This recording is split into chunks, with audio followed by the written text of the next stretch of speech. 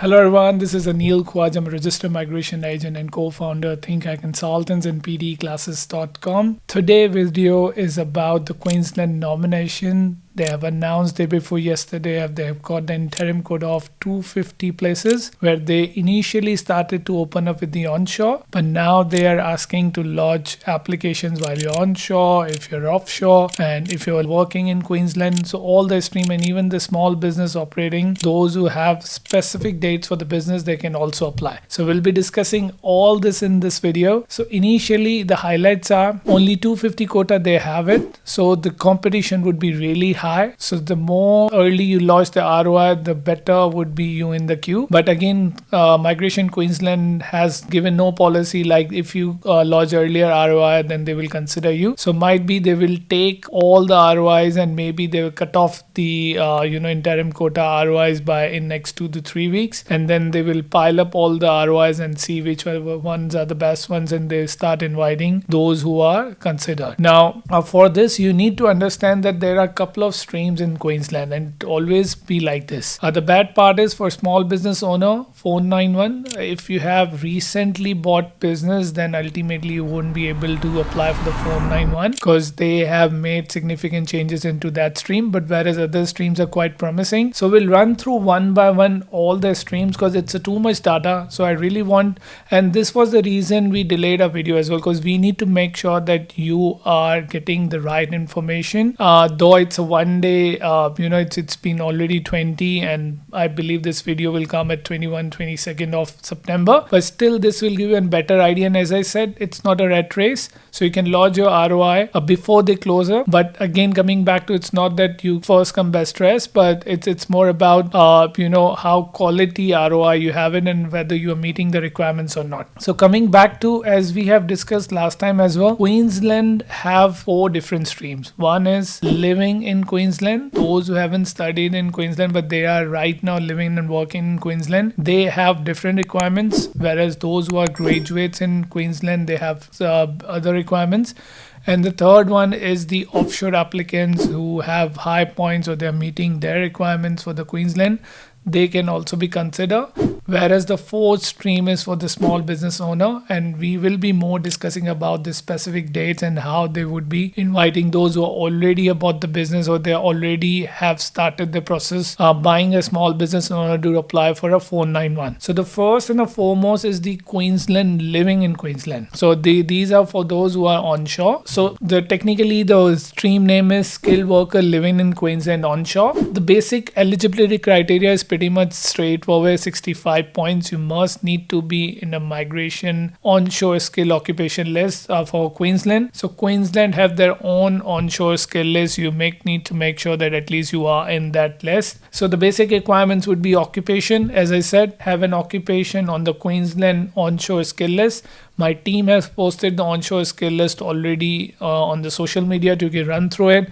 One thing they have mentioned that cooks and chefs, if they're working in a takeaway or fast food setup, they would not consider. It's pretty much similar like the 482 requirements, where 482 applicants, they cannot apply for sponsorship or nomination based on if you're working in a fast food or a takeaway restaurant or quick service restaurant like QSR. Points needs to be 65 or higher, so which is quite reasonable. Most of the people can get 65, but again, coming back to if you have more points and you have more chance to get an invite, 65 is a minimum threshold. Then English needs to have at least competent. So they haven't put any like you need to have proficient or superior. It's pretty straightforward, competent English. We already have made video on the general skill migration competent English equivalency for PT, IELTS, so do watch that video as well. For IELTS, it's going to be 6 each, whereas for the PT, they have fluctuations, so you can check the PT requirements. Work experience. So now this is interesting. So immediately before the registration of interest, you put on the Queensland website, like which is open from 19th of September. So you must be living in Queensland for last 6 months. So that is something you need to be the regional Queensland for past 6 months for the skill regional 491, or you've been living in Queensland either in Brisbane, Gold Coast, anywhere for 9 months. So if you need to consider for 190, it's 9 months. If you need to consider for 491, then it's 6 months. Then the work experience, it needs to be after you complete your qualification. So prior qualification experience would not be considered. So for instance, your skill assessment will says everything, because if you have an overseas education and post that you have an experience, then it should be all okay. So it's not that you need to study in Queensland. It can be offshore, it can be interstate. Now since you have moved to Queensland, then you can work around with this stream. Now obviously what they have said that your occupation needs to meet the first 3 digit of NSCO. So first 3 digit means that there is a group. So any occupation in NSCO has a group. So the first 3 digits, refer to the group. So for instance, if you are a software engineer, so there would be a specific group. And the first 3 digits would be for the most of the software related occupations like analyst programmer, developer programmer, software engineer, software and program applications, NEC. These all would have a same group. So if you come under the same group, then you don't need to worry, you fall under the requirements. Now only 20 hours per week you need to work. So say, it's quite easy. So coming back to the residential requirement needs to be 6 months minimum, because obviously you need to meet the work experience requirements. So these are the work requirements, but technically it comes to the residential requirement as well. So 6 months for living and working in Queensland in your nominated occupation or nominated group. 9 months living and working in Queensland would give you the 190. So this is how it's working out. Now another exciting, like earlier they were not accepting casual work, now they're accepting casual works. Multiple jobs can be combined to meet the requirements. So say if you're doing 2 jobs 10 hours per week, then 20 hours per week can be considered. Or if you have done the 3 months of job and then you have moved your employer to some other, or maybe you have changed the work, your company or something, then still fine. So segregation is fine. 10 plus 10 is fine as well for the working hours, or 3 plus 3 months when it comes to 6 months of meeting the 491 requirement. So quite interesting here. Work from home is allowed. So if your employer is physically in Queensland, for instance, they're in Gold Coast, but you're in Brisbane and they're allowing you to work from home, that's perfectly fine. But the employer needs to be the Queensland one. You cannot have an interstate employer who has a head office in interstate and they're giving a work from home. So your employer, if they have an head office in, say, in Melbourne, they must need to have another physical office in Queensland in order to meet the requirements. So that's pretty exciting as well. Now coming back to the Queensland onshore skill outlines which subclasses you may nominate it. So again, you need to follow the occupation list as well. So that will have all the occupations which consider for onshore, the stream, onshore living and working stream, then you can go for that occupation. Some occupations are only eligible for 491. So in occupation list, like we'll show you across on my team, I've already posted, they have divided each occupation, either you're eligible for 491, for 190, some occupations are for both. So you need to closely look into that matter as well. Not all occupations are eligible for 190 or 491. So you need to look into this matter. Rest is pretty generic. Then they said that once you have got the nomination or you are applying for it, you must be committed to Queensland to live there for minimum 3 years. Or even if you have any issues, then you should take an NOC from the Queensland government in order to move to some other state. So minimum, the commitment is 3 years, whereas for 491 is 3 years and 190 is 2 years. So you need to then again coordinate with the Queensland department, the Migration Queensland, if any circumstances changes. How they are selecting the occupation. So they have given the priority, how they would be prioritizing the occupations.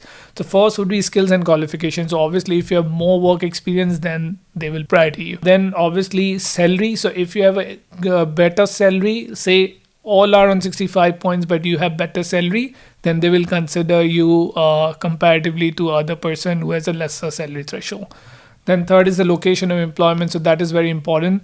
So if you're in a regional Queensland, they will obviously consider you more comparative to Brisbane or other major cities. They have it nearby the Brisbane. But most of the Queensland cities are regional, like Gold Coast is also considered regional. So this is also good. Then obviously the age would also be a deciding factor. So it's on the 4th. Then English competency is on the 5th. So technically they're not very much fuss about the English. It is the 5th where they would be prioritizing. So obviously if you have more points and but you don't have greater English, then that's perfectly fine. Partner skills in English are also important. That is the sixth factor. So these all factors counts, but they have given you an indication to how they're gonna invite people based on which factors are more important. Okay, but again, if coming back to if you have skill partner with good experience, good points, English is superior as well, or even proficient, then Queensland can't say no as per what they have given the policy.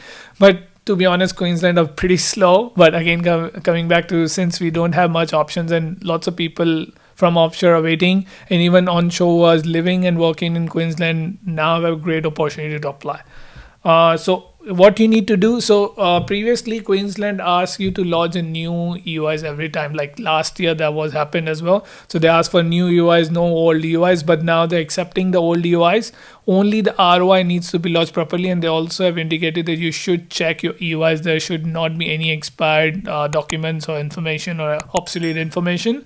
So you need to make sure that you're checking that one. So they have given the link, you need to click on the link. So the link is pretty much similar for everyone. So you need to then drop down and apply accordingly. So this is skilled worker living in Queensland. This is what all the requirements are. Now let's go to the general skill of migration or skilled workers who are living outside Australia offshore. So they are not accepting any interstate applications. So it all needs to be either in Queensland or you are offshore outside the country. All right. So this is how it's going to work it out. So your eligibility is bare minimum 65 points as the onshore one was. Now let's come to they have their own offshore skill list. So Migration Queensland have posted their own offshore skill list. So you need to follow that one. Similar structure. Few occupations would be on a 491, few would be on 190, and few would be in both subclasses. So you need to closely look into that matter. Minimum 65 points is the point criteria. English competent, so they are not very fussed about the high English, so that's good. Work experience, at least 1 year post-study experience they require in your nominated occupation. So this is very important. So you need to ensure that your work experience is declared in the EUI. So if you have a post-study work experience, then this is the right time to go for. All right. So this is very important. All right. So for the subclass, they have already mentioned, as I've already spoken to you. So they will mention the occupation, whether they fall under the both 491 or 190 category or only on 491. So you need to look into that list. Commitment again requires 3 years for 491, 2 years for 190. How they're going to select? Same priority, factors. Skill and qualification, work experience, age, English competency, partner skills. So we don't need to go into that one. So here partner English is not there mentioned, but in previous thing, living in Queensland while you are in Australia, they also have meant partner skills and English. So again, coming back to, if your partners have not high English, but again to meet the English skill requirement, you must need to have 6H. So comparatively is pretty much the same thing, but they have just changed a bit of terms. Then again, no new EUIs are required. So you need to make sure your existing EUI is up to date and then launch an ROI. This is how it's going to work it out. Now, the third and the most promising one now, which initially I haven't given you this information. So they have given a priority to building and construction workers. So there is a specific pathway for that one. So who is the pathway for? So those who are under the building and construction industry, like builders, trade person, construction workers, they all come under the high demand in Queensland.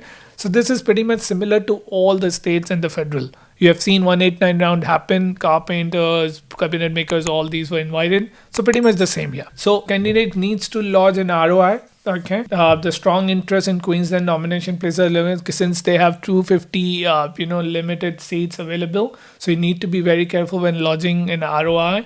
Either to your, if you have 2 occupations, you have got assessment, so you need to make sure which one you take it. I will definitely go with the building and construction because they are in a high demand. Comparatively, if you have software engineer skill assessment already, but now if you have got as a carpenter, JRP has been done, I would definitely go with the carpentry.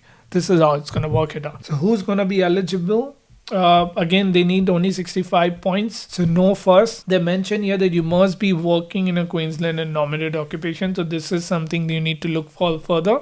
But let's talk about the requirements now. So your occupation needs to be an onshore skill list. So this is very important. You need to see that part. Unless indicated that this occupation is in the building and construction. So you got to know about which occupations are there, which occupations are not there. Have I scores of 65 or higher.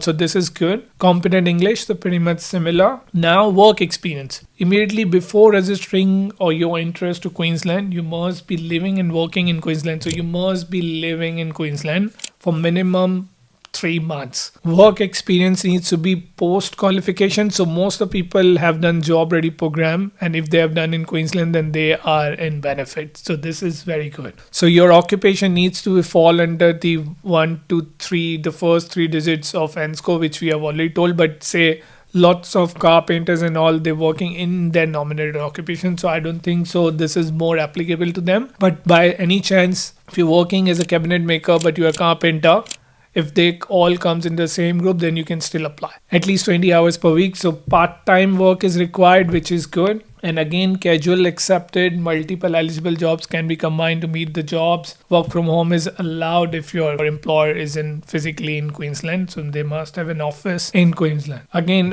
you need to check the subclass from the table. The Queensland onshore skill occupation list you need to follow and make sure that your occupation is in the list. Commitment is 3 years for 491 and 2 years for 190. Again, same criteria for the priority of invitation. So if you need to get a priority, they will consider these ranges, which is skill and qualification, work experience. Obviously, salary needs to be on the higher side. Location of employment, age, English competency, and partner skills.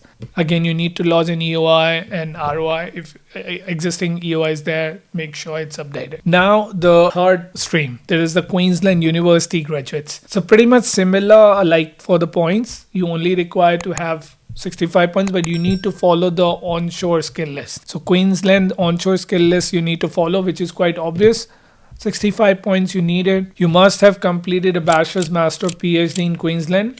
That meets the ASR, means you need to have minimum 92 weeks of study in Queensland. So those who have done a 1 year of carpentry won't work here. So you need to make sure you have done a bachelor's, master's or a PhD in Queensland. Completed 100% of your course in Queensland. Graduated after 1st July 2021. So before that, those who have graduated, they are not considering them. Work experience is required. So regional Queensland for past 6 months. And if you are going for the 190, then 9 months. Your work experience after completion of your qualification. So this is very important for onshore graduates. Your experience needs to be after your qualification, and your qualification needs to be minimum 92 weeks. So you need to remember this. And part-time is fine. So for all onshore streams, they have given the part-time 20 hours per week considered to be fine. The good part is for onshore graduates in Queensland, if you're going with this pathway, you only need to work in a skill level 1 occupation. So it doesn't need to be in your nominated occupation, which is good. But you must need to work in a skill level 1 occupation. Skill level 1 can be found on the ABR website.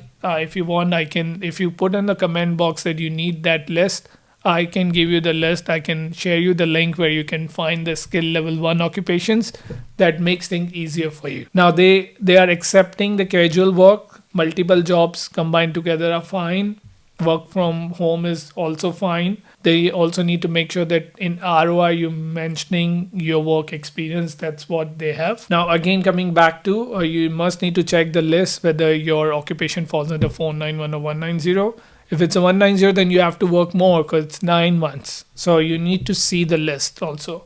Again, commitment needs to be 3 years for 491 and 2 years. This is a post-grant commitment they're talking about. The factors they will consider, again, skills and qualification, work experience, location of employment, age, English competency, partner skills. So pretty much same, pretty much generic. Then lodge an EOI, updated EOI, ROI. Link is there for ROI. Submit it either your agent or yourself. I think we have done more than 200 plus ROI so far. So if you are there, make sure you lodge it as well. Now, the most important one, that is the small business owner one. They have updated the program. So they've closed down the SBO. Yes. So SBO stream for Queensland for new applications. Only those who have met or purchased the business after 19 September 2025, they will not consider. So, and if you already purchased or started eligible before 19 of September, then you are good to go. You can still go with 2 pathways. So they have given 2 pathways. So you need to now listen very carefully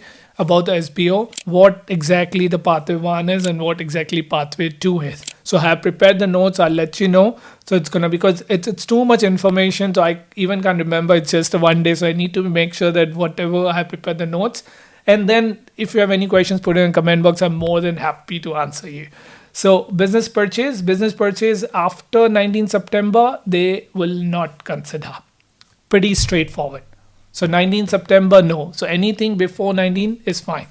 Now, they said the business purchase between 14 September to 19 September. So 14 September 2024 to 19 September 2025 in last 1 year plus few days. Then you're good to go. Now, business settlement must occur before 30th September. So if you have bought the business, your business settlement should be before 30th September 2025. So you cannot further have a further settlements or installments. The first thing, both of your business must be located in the September 2024 list of eligible postcodes. So whatever the postcodes they've given last year, you need to make sure your business fall under those postcodes. Now they've given the postcode. I'll quickly run through 4370 to 4390, 4400 to 4424, 4454 to 4498, 4570 to 4571, and then 4580 to 4895. So these are the postcodes. Then your ROI needs to be lodged before 30th May 2026, because obviously if you have bought a business on 18th of September, still need time to meet the requirement, because obviously you need to wait, employ one Australian, whatever the pathway you are choosing it, or if you are spending more, then you have to keep your business for another 12 months. So, or whatever the requirements, we'll discuss on that one. So you can only, before 30th May 2026, you need to lodge the ROI. Only submit your ROIs once. Do not do the multiple ROIs. That's very important. And if ROI is submitted more than 18 months and date of settlement not eligible, Queensland under this part. So ROI submitted more than 18 months after the date of settlement will not be eligible. So what they are saying is, if you have submitted an ROI but your date of settlement is after that, then you're not eligible. Pretty straightforward. Business purchase before 14 September. So before 14 September, there are some flexibility. So you need to understand that part as well. Again, coming back to this is the business, those who have purchased before September 2024.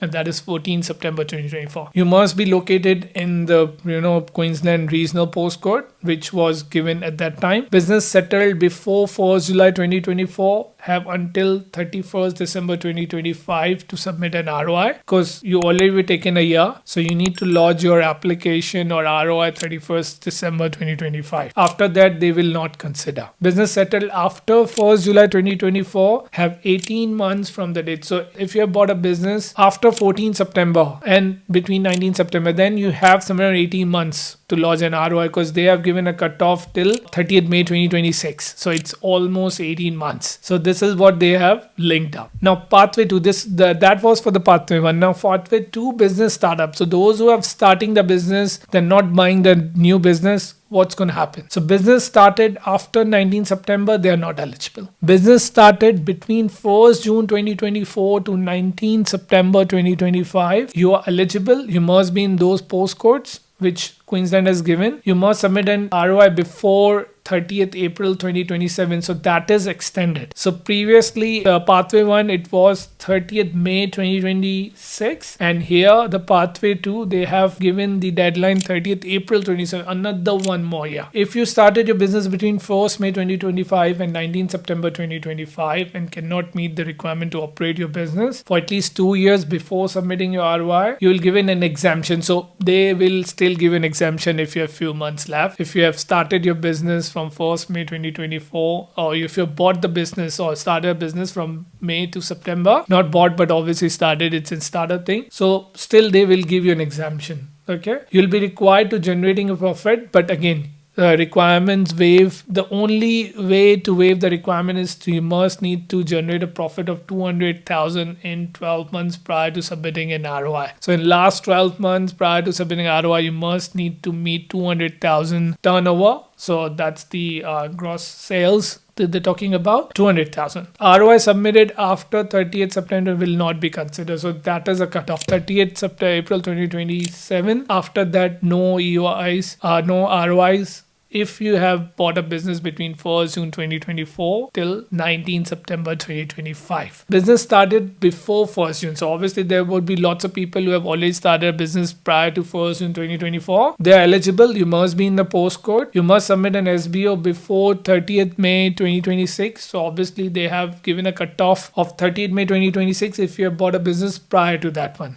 So those who have bought prior, they have earlier deadline to meet, and after that, they're not eligible. ROI may submitted after 30th May 2026 are not eligible. So straightforward, they have given the guidelines. Now, Pathway 1 business to eligible for the Pathway 1. So what were the requirements? What were the basic nitty gritty for Pathway 1 business purchase? 100,000 minimum you need to invest, like the existing business needs to be at least 100,000 dollars Australian, and then one Australian resident you must need to employ. Okay, eligible postcodes are pretty much same for Pathway 1 and Pathway 2. And Pathway 1 business purchase after 14. So before 14th of September they have given the pretty standard, the old ones. But after 14 September 2024, your date of contract must be with the new postcode. So you need to check the new postcodes as well. If you signed a contract business before 14 September, then the full list of eligible postcode which were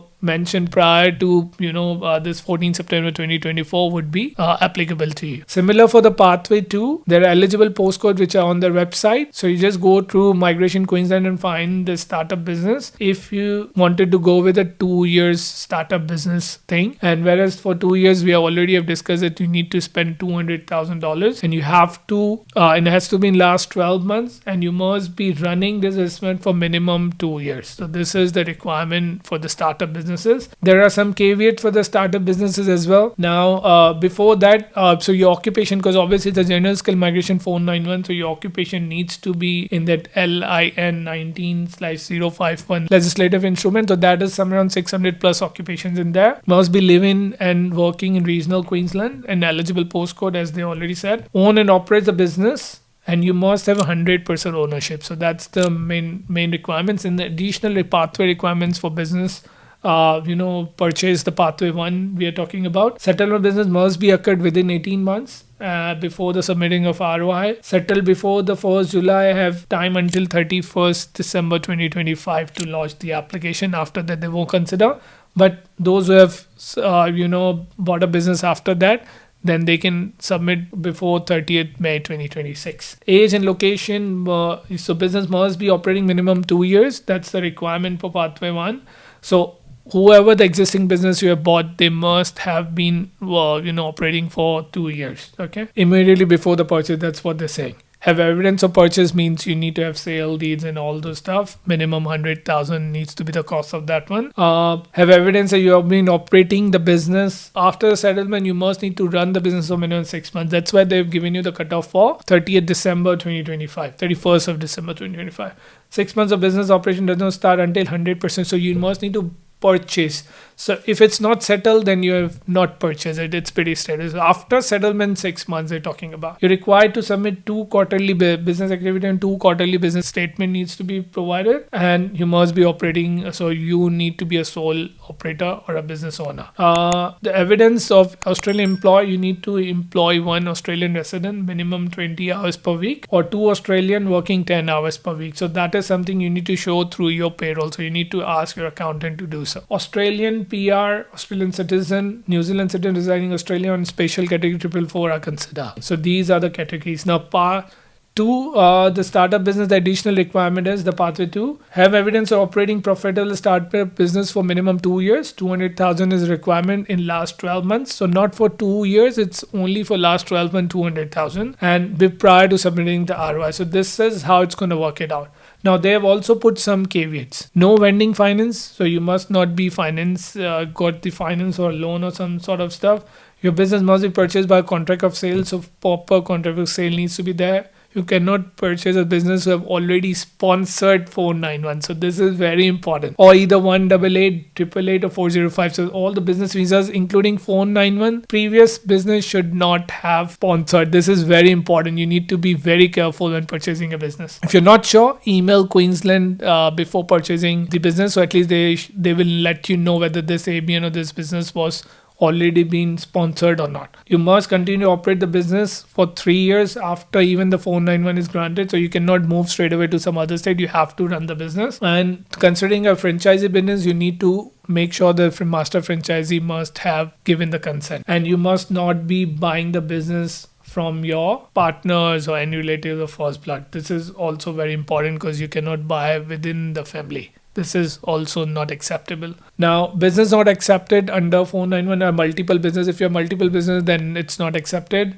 Home-based businesses are not accepted. Commission agents or leasing agents, franchisees or petrol stations are not accepted. And Diago businesses are not accepted. Nomination, once you lodge an ROI, they will nominate you. Then you can submit the visas. And then after 3 years, since you've got the 491, 191, so by that time, you must need to be living and working in Queensland and running the business. You must need to then submit an ROI if you meet all these requirements. So I hope this video helps you out making the right decision for Queensland. Either you're going with a 491 or 190 or any streams 4-5. But building and construction, again, coming back to, is one of the most top priority occupations. So if you have not started, do your carpentry, because if you have an employer, if you really wanted to go into the carpentry, building, construction, because this is going to boom for another 3 to 5 years, because Australia requires construction workers. And I think this is an ideal time if you're looking for a career and a pathway that will help you both. I hope this video helps you out. All the best, and we'll make further videos if you like. Please do like, share, and subscribe to our channel if you want us to make more videos, because your appreciation boosts us to make such videos. Otherwise, this is going to be really difficult for us, because if you're not liking it, there's no point of doing it. But I would again request, like, subscribe, share.